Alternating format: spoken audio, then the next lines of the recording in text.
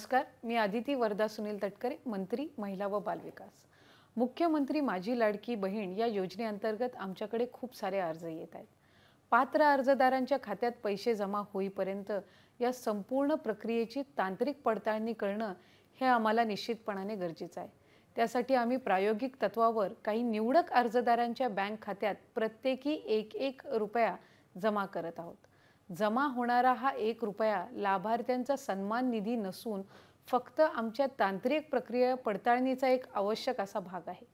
ही पडताळणी पूर्ण झाल्यानंतर पुढील प्रक्रिया अजून सुरळीत व्हायला निश्चितपणाने मदत होणार आहे। अर्जदार माता भगिनींना माझी विनंती आहे की हा आमचा तांत्रिक प्रक्रियेचा एक भाग असून याबद्दल कुठल्याही प्रकारचा गैरसमज किंवा कोणत्याही अपप्रचाराला आपण बळी पडू नका। धन्यवाद।